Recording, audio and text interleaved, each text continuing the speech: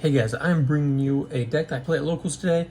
I went 2-2, should have been 3-1, but a guy he didn't like intentionally do it, but he just very, very soft cheat in a game 3 that he used a deck Debbie in the last round and then just didn't pay cost for using it, and I just didn't catch it, and he used the second deck Debbie using the exact same card.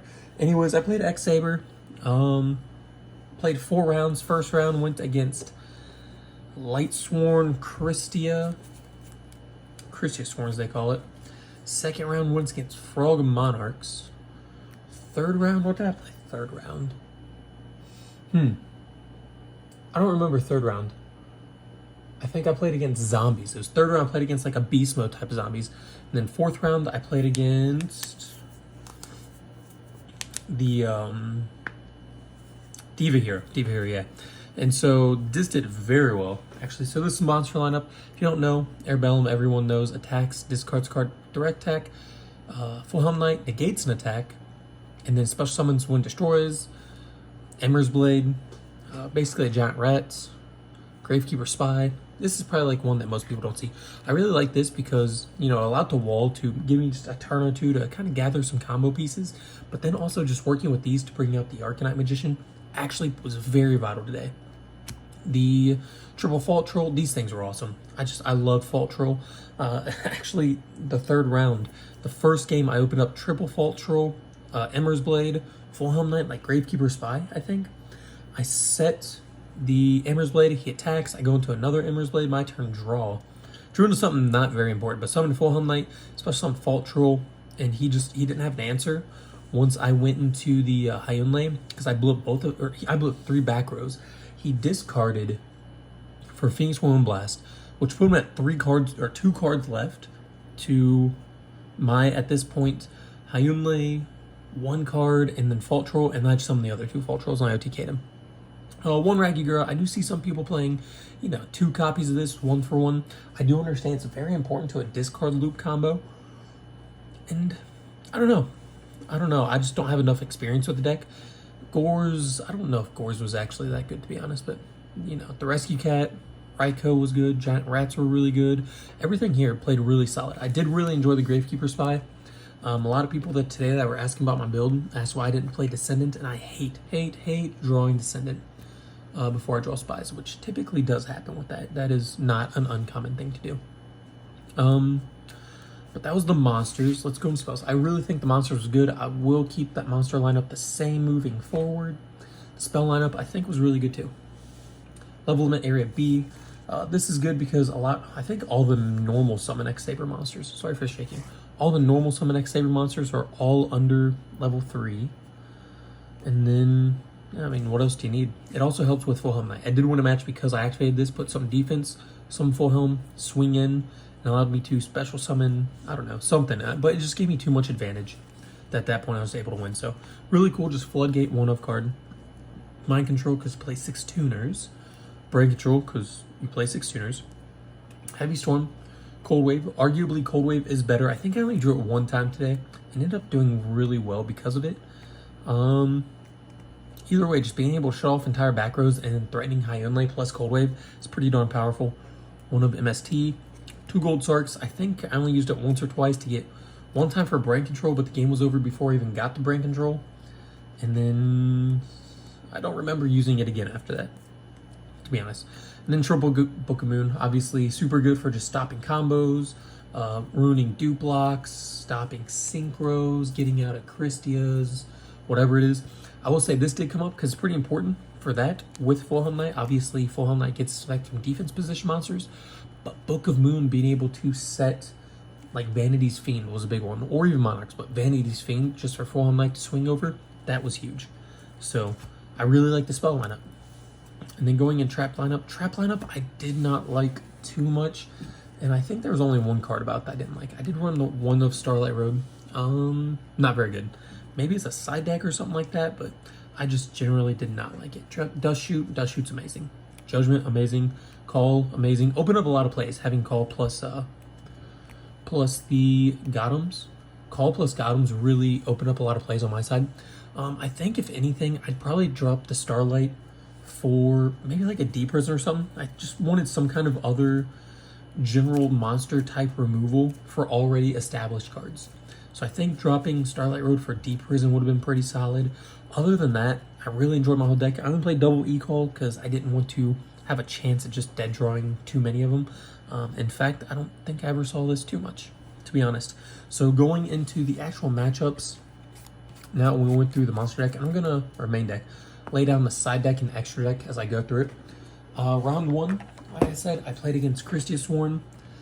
Dude opened pretty good, but game one, I just opened up with better, I guess. I opened up better, but by better, I mean Dust Shoot, and I was able to send back a Raikou, and because he didn't have that Raikou mill, he really didn't get a whole lot going after that. Game two, he did open up with Hamster, but I had a Nobleman of Crossout, and because he couldn't get that Hamster mill, there wasn't much he could do after that. And I also sided in Fossil Dynas. So I opened up Nobleman, Fossil Dyna, and he just couldn't get much going once I had that. So going into the side deck, and then so that was match run. Round two, I played against Frogs. He passed basically turn one, got his Treeborn up, then passed. I summoned Airbellum, swung.